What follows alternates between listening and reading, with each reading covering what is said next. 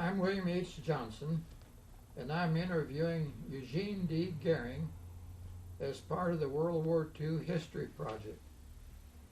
This is October the 21st, 2003, at Manhattan, Riley County, Kansas. The camera operator is Dana Dodridge. Eugene, we're pleased that you'll record your military experiences with us. Now, would you give your name, rank, serial number, and branch of service? Eugene D. Gering. I don't remember my serial number. I was in the Navy, all over the Pacific. Okay. Now, Eugene, tell us a little bit about your home life, where you were raised, and what your early experiences were. Well, I was raised on a little farm 3 miles northeast of Beloit. I went through the schools there, graduated in 1940, and I worked part-time there for a while until building the shop for the school and the quarry, dressing rock, until one of the supervisor asked, anybody can type? And I told him, yeah. He says, I need somebody to type for me. So I was there a little while, and he asked me, you want to go to college? And I said, I never thought about it, 'cause I didn't know, I didn't have the money to or anything. And he said, well, you can sign up for the NYA program and work part-time and go to college part-time. And so I went to Fort Hays College in the next year and was there for a year and a half. And then I took the exam for stenographer in Washington, D.C., and I passed at flying colors, and a buddy and I left from Kansas City at the same time. He waited for me. I got my orders the day after he did, and we went to Kansas City on Pearl Harbor Day, December the 7th. It was on the train at that time. So you remember what happened on Pearl Harbor Day? Yes, yes. And I knew I wouldn't probably be there very long. I stayed there 9 months before they drafted me. And I decided, I had 3 brothers in the Army at the time. I decided I'd go home and deploy and sign up for the Navy in the meantime. And I told them to send 10, 11 boys back in Washington, and I signed up for the Navy. And that's what they did. And so... Did you go to boot camp then? Not right away. I signed up for the B1 program at Fort Hays to go to school, and went there 1 year. And they gave us a test, and I didn't do too good on the test because there's too many psychology questions. I didn't have psychology, so I went to boot camp in Farragut, Idaho in September 1942. And it had been 43 because I was here at college, so it had been 1943. And that's where I went to Farragut, Idaho. Did you have any unusual experiences as a part of boot camp? Well, I really did, because we were top company. We had practically all the pennants, the swimming test. And of course, I wasn't a swimmer. I mean, I was the last one to pass it, and the captain says, well, he'd go over and see that I get it passed. So I passed it on my back with an unusual way, but I made it. And and we won the swimming pennant also. That's how fast he had to get the thing done, so he would win it. But it was quite an experience. It probably took me an hour to get the full amounts, but I had 3 guys around me, and they were working harder, treading the water, and I was floating on my back, pushing myself. But I knew I could make it, because I had sinus trying to swim on my stomach, and it just didn't work out. I taped my nose shut and finally made it, and on my back. Was the ability to swim a requirement of the Navy? That was right. Yeah, you had to do so many yards. I forget how many it was, but it was plenty. I mean, you had to swim. But what was your first assignment after boot camp then?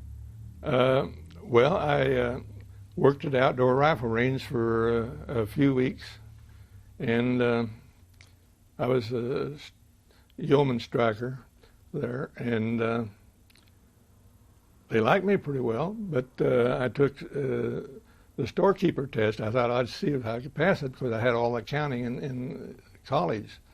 And I passed it with flying colors, and then he thought, I guess I was striking for a storekeeper, so he said he got another man for to be yeoman. I said, I wasn't, I was just taking it to see if I could pass it, but anyway, I got transferred out. And then they sent me to San Diego for yeoman school, 4-month school. And we went by train, boxcar, and this train was going so slow, several of the guys jumped off and got oranges we could eat while it was on our way. And that was quite an experience because that slow train didn't get us there very fast. But you actually went in a boxcar. Yeah, we sat on and that was quite an experience. And after you got to San Diego, what happened then?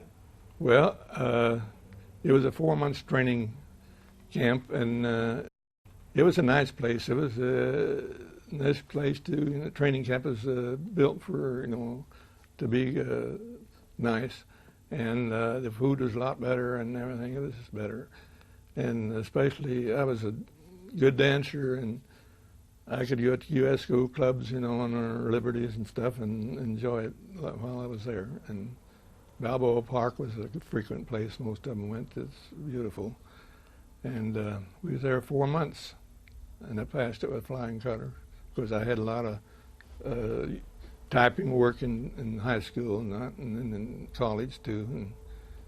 And I didn't. I just had to learn all the stuff about aboard ship, what they had to do, and all that. And it was. You got a lot of training. That's why we were prepared for to go overseas on the ships.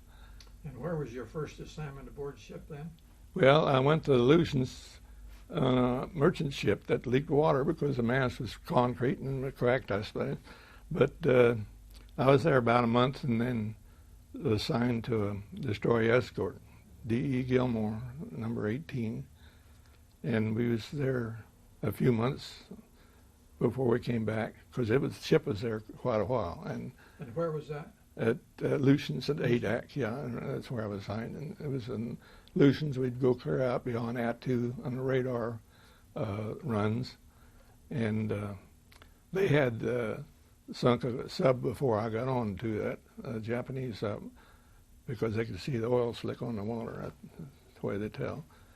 And I was happy to go over, get my liberty forms from the guys that was still there on the island, and they said they was going to be there for 2 years, and I was going back to the States already, and they wished they were on the ship then going back. And we were there, went back to Long Beach. That's where we got overhauled and had a quad 40 put in mid-decks, replacing the 20 millimeter, which actually made us top heavy, made it roll more, and it was probably the roughest ship for rolling and rocking on the ocean. And everybody seemed to get sick up there at the Lucians. The water was rough. That cold north wind just kept us bouncing. And everybody was carrying a bucket around. You still had to get up at midnight or whatever it was and stand your watches because everybody was sick. And so you just had to do it. And that's what it was. You do it or else. I mean, yes. I didn't think the Navy got to see. I thought I had my sea legs when I got up there, but when I got on the ship, I didn't have. You lose them. You can still walk a little bit, but you still got to hang on. I mean, there's just no way you can walk straight. And you were serving as a yeoman at this time? No, it's the first time I ever, had a real yeoman job. Yeah. Except the one at the rifle range, which wasn't much of a yeoman. Just going out and inspecting the scores and stuff, taking care of the scoring. But it involved quite a bit because I still had other, duties on the ship that required me to stand watches up on the bridge. I was telephone bridge talker and getting all the informations down below. And one guy called up and said, "What time it is?"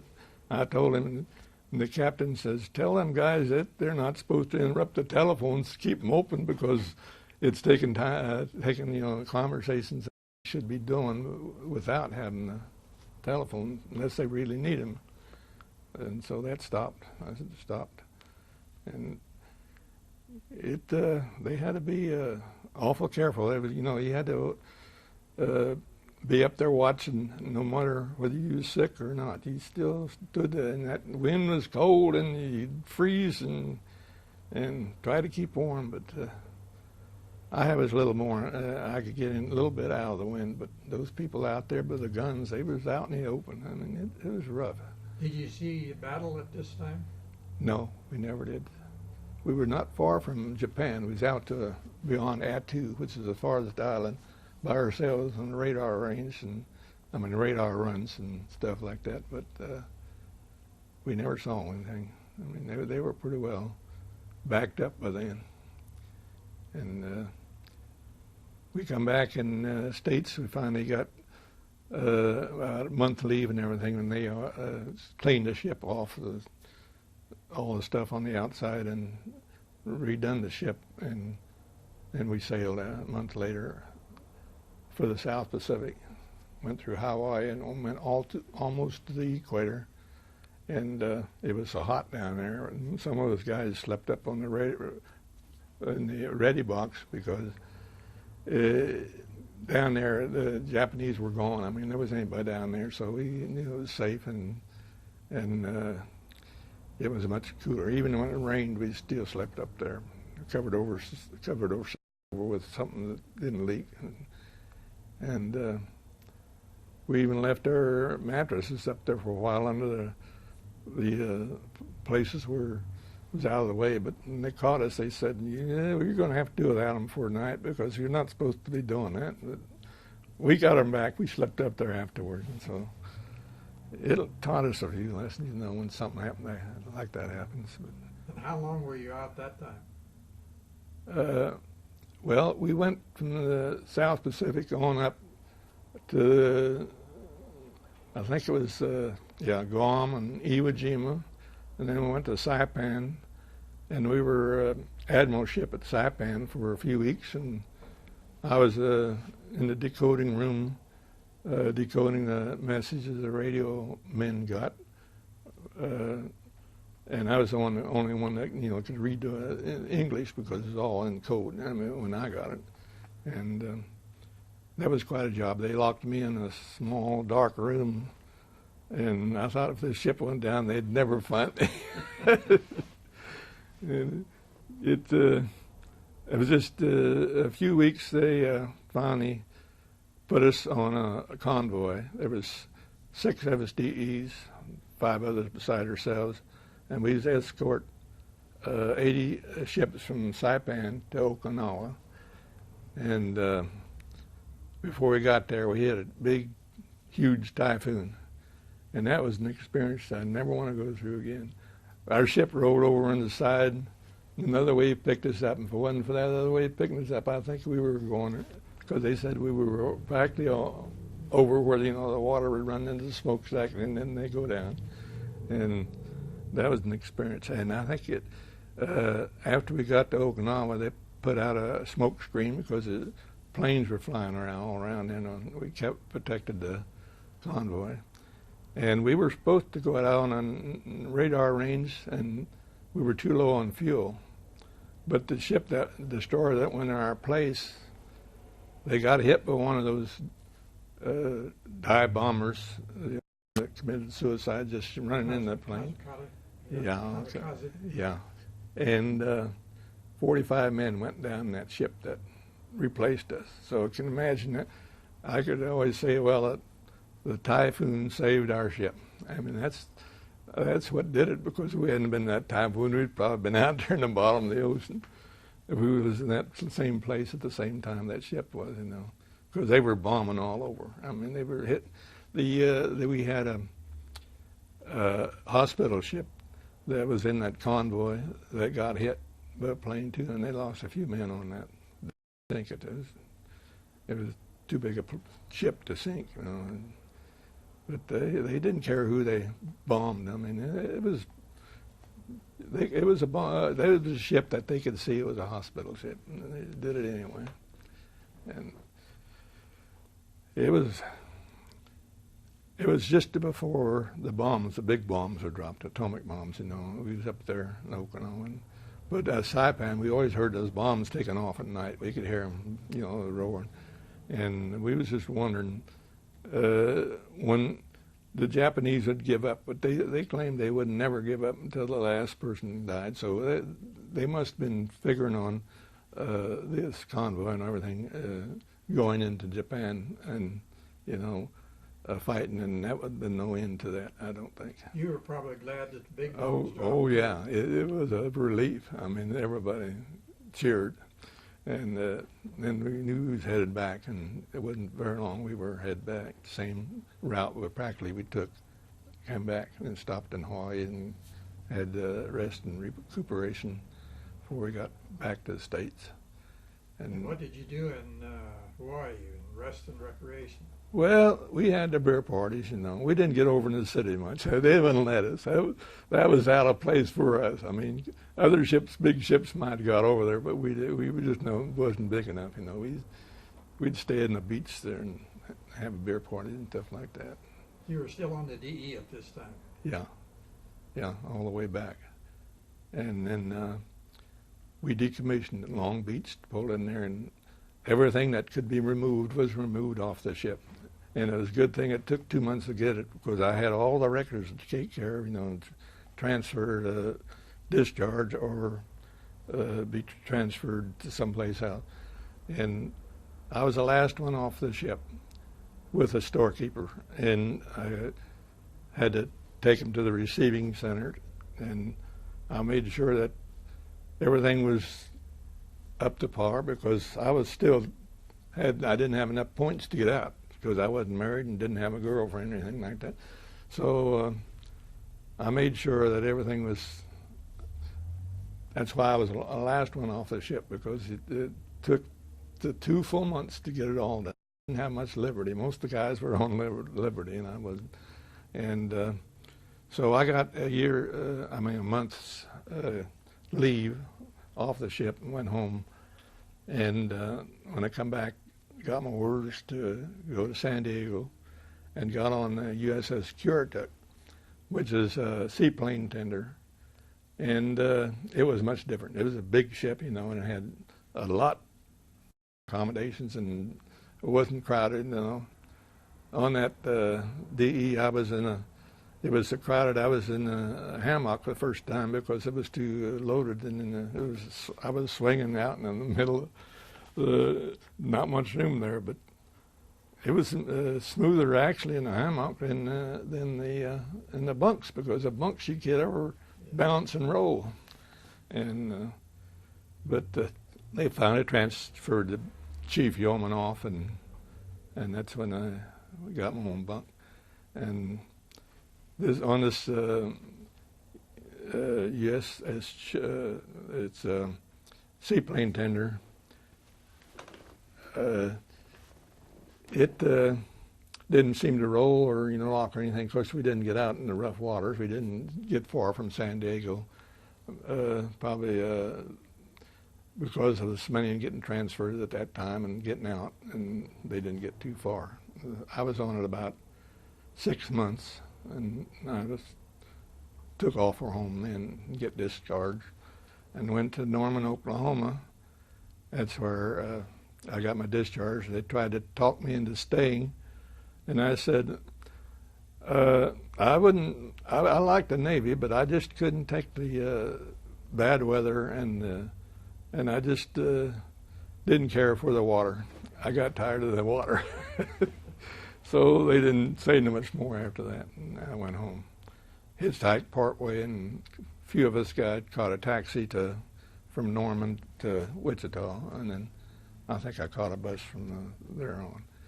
And that was in June of 1946 when I got out. So you separated from Norman? Yes, that was my last of the Navy, yeah. And then were you married shortly after that? Well, I went back to school for a year, went to Kansas State College, and then I took the test for being a city mail carrier. And I passed flying colors, and I was the first one. They postmaster kept it open for jobs for the GIs to have an opportunity to take it. So I was the first one in that morning, and it was a good thing. I was in the harvest field at the time, but I told my landlady to call me as soon as I got the word, and I was up in Beloit, and she called me, and I beat it down. I was the first one in the morning. I got picked early that morning, and there was another veteran come in at noon. He got picked, and another one in the evening, and I was senior off of those two because I beat him in there, and I got my route within a month. I didn't have to be a sub long, like most of them did. And it was part mounted and part carrying. And for 2 years, we had 2 deliveries a day, and we even had to wait on the train at noon for 2 hours, and we played pitch. I can remember that, and I beat them. Those old guys, and it was fun. And of course, we couldn't gamble, but it'd be about 10 I was playing, and I'd just take chances because I took chances in the Navy, and I was lucky enough to win, and they was going to pin a medal on me because I was winning all the time. But it was something else too. And then they stopped the 2 deliveries, so that stopped that because they went to 1 delivery. They didn't have to wait on no trains, and I lost my route for a little while, but I didn't take long to get another one because they'd done away with some of the routes, and then I had to carry first 10 years downtown, the main part, and I went 10 years without even a day sick leave. That's how healthy I was, and I didn't use them up like some of them, you'd play sick and stuff, but I decided I'd accumulate, so it paid off because I had a year sick leave accumulated with my years that I got on my retirement time. And I always moved from, after 10 years downtown, I decided to follow the town west, so I moved every time they put a new route up going west, and of course I get it part mounted, half mounted, and half walk-in delivery. And I had 5 routes, the total for the 33 years that I moved on west, and these people were moving west too, so they was good friends that I'd had before, and they liked me, and so it paid off. And then I finally moved west too and got out of the flood district. I went through the flood of 41. I didn't want to stay there any longer, so I moved up the hills, west Manhattan, and it could go home for lunch then too. I was right in my route. 51. Flood. Yeah, I carried 16 years around the old Farm Bureau building. Part of it, half was carried by a car carrying it, and then the other half walking. And they always messed them up by changing routes and everything, but I didn't mind that. I'd learned them in 2 months, and some guys couldn't learn them, never learned them. I just learned the names and the addresses, and I didn't have problems that way. I could put 2 and 2 together. I make sure everything. I didn't make very many mistakes, and some people just couldn't get the hang of it, I guess. But but you didn't tell me when you were married. Well, it was 2 years later after I worked at the post office. In 1950, I got married. And I think you have a picture of your wife. Yeah, that was me when I got out of the service, and my wife, and we were married 51 and a half years, and my wife died of cancer, and I had gone through the 12 years of cancer myself before that, and she, if it wasn't for her and my family, I just couldn't have made it because I had complications after that last surgery. See, I lost my prostate in 12 years before that, in 1991, and I had 25 radiations on lip cancer about the same year, about 6 months apart.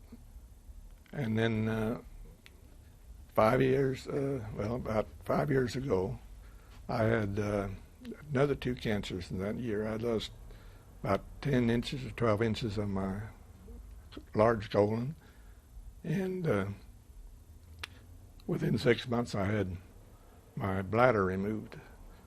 And that was the worst because of the complications. When they took my bladder, they got my small intestines twisted when they was working on it and left it that way. And it was just barely open. And I lost 35 pounds in a short time because I just went right through me, or it went out over me, and my body wasn't getting it. And with the help of my wife and my family, I pulled through. But it was miserable for 2 months before I could get my strength back to have another surgery to correct it. And that's what I knew. And then they got it corrected by a different doctor, and he was a wonderful doctor. And I got back on my health back too. And of course, I never got my full weight back, but it was a good thing for it because I kept dancing anyway. It didn't stop me from doing that. I mean, my wife was such a good dancer, I couldn't give that up. In fact, I'm still, at age 82, I'm still a great dancer. I mean, that's what life is all about. I mean, it keeps you alive. And we exercised for 20-some years of my retirement. Went to classes every 3 days a week and then danced on the weekend. And that's why I'm still alive, I think. And I had 4 children, 3 boys and 1 girl, and I have 5 grandchildren, and these was taken at our 50th anniversary. This is when I got married, and this is when we had our 50th anniversary in Wamego Senior Center. And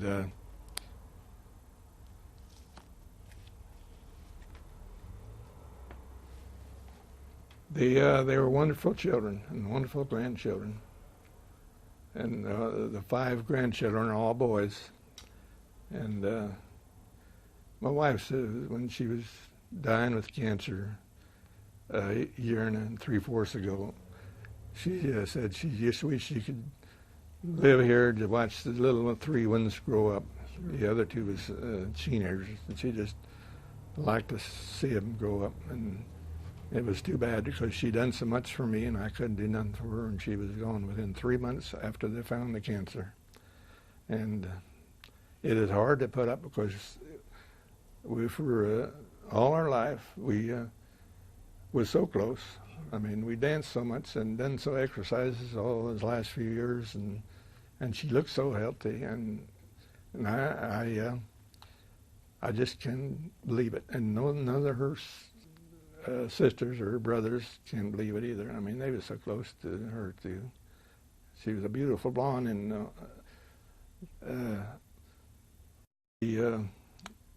of all the dancers I've never met, there's no match with her, and the other brothers and sisters loved her very much too. I mean, they were all dark-haired, most of them. What was your what was your attitude about the Navy? Was this a good experience for you? Well, I learned a lot. Yes, I did. I mean, I was more of a self type. I didn't socialize or get out, but when I got out in California, they didn't let you get by yourself, and they made you get with especially USO clubs.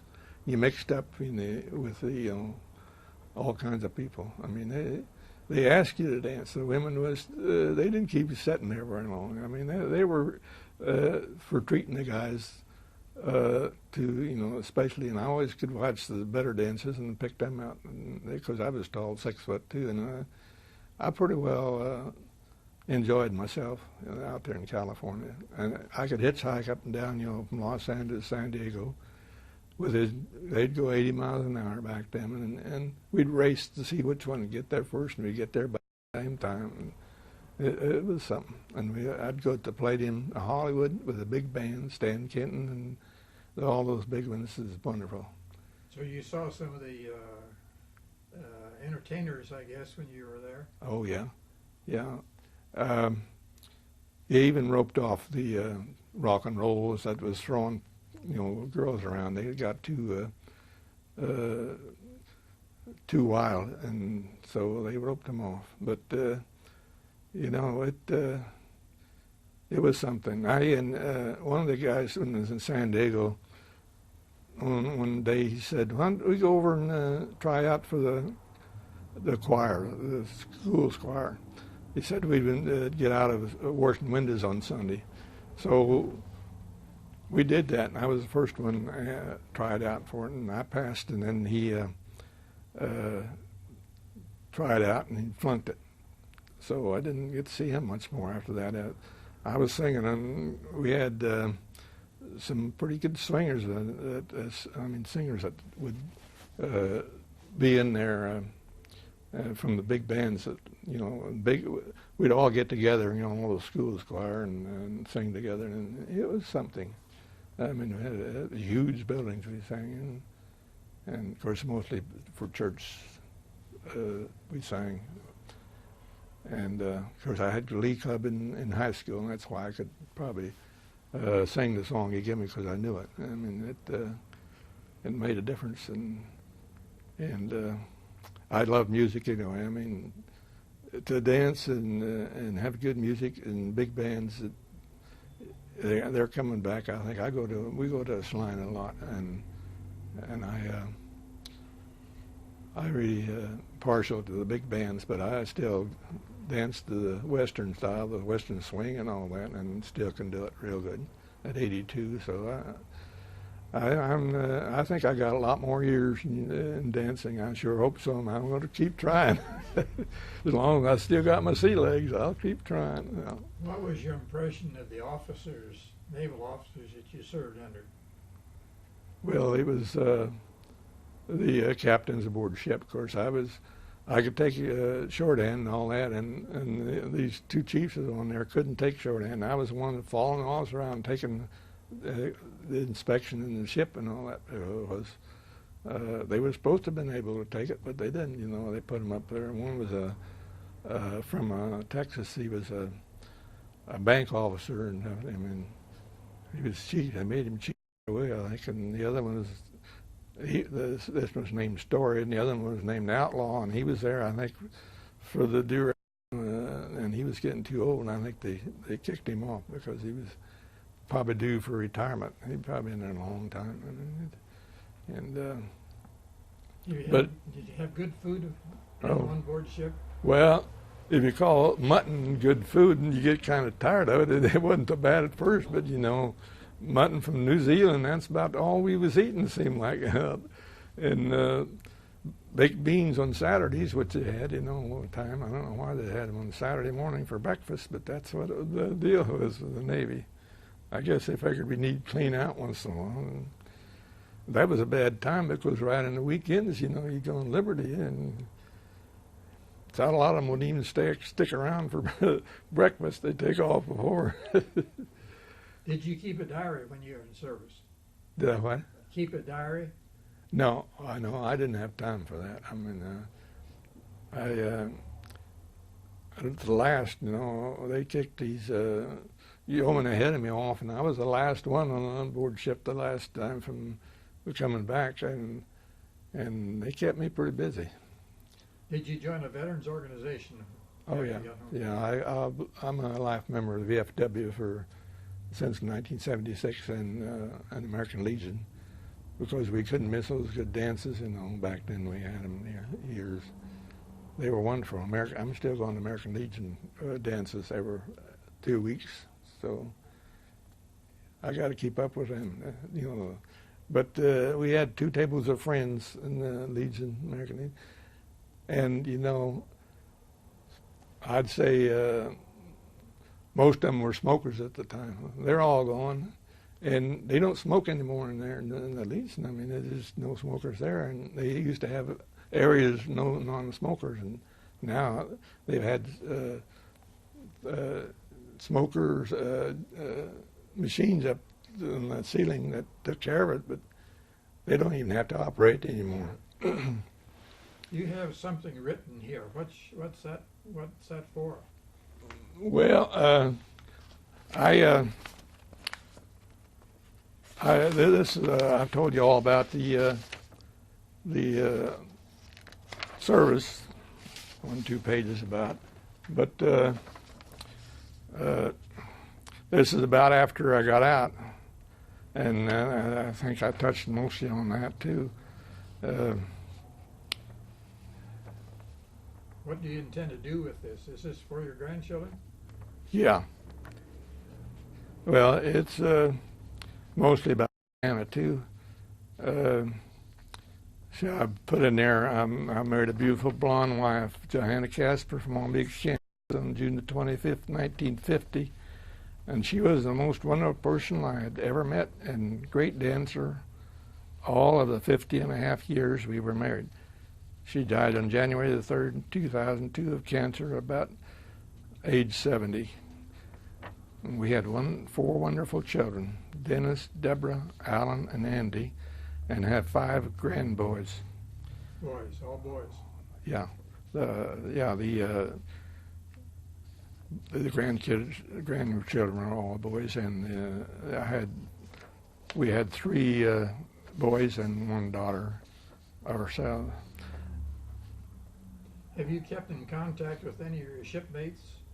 I had, got together with them in St. Louis here several years back, and it was wonderful. Johanna went with me, and we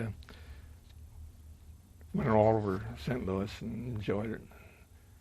We went up 29 stories up in the hotel and looked right over to the arch. We could see the arch for just a little ways until one morning there was so much fog we couldn't even see nothing. I mean, it was all settled. We were down in where they had the ships that had casinos there, and at the bottom we'd go down there once in a while. That's where we had a dinner one time, and it was something different. Did you get any awards as a result of your service? Battle awards or what you might? Well, just for duty, ribbons is all for, that's all. Good medal conducts and service ribbons. And they mounted up quite a few, for most guys. It was in there quite a while. And I take it you did use the GI Bill. What? The GI Bill? Yeah, I used it for a year ago at school, yeah. And we celebrated our 50th anniversary in 1950 on a cruise up the St. Lawrence River through Canada to Nova Scotia and the city of Halifax, and visited all the cities going up and coming back on the Atlantic side, clear to New York. And the captain said it was the best weather ever. We took the trip right after Labor Day of the year 2000, and the trees were beautiful, and Johanna was a great artist, and she loved every bit of it. She was a perfectionist in ceramics, and she made she had made over many years for family and friends, and I know we'll treasure every one of them. Any other experiences as a part of your naval experience that you want to tell us about? Any other naval experiences? Well, the experience that I can tell you here, I wrote it in the bottom here. I still have my sea legs and can dance rock and roll as good as I did in World War II, and at my age of 82. But I don't have the strength I had then because of my bad back problems that I've had for many years.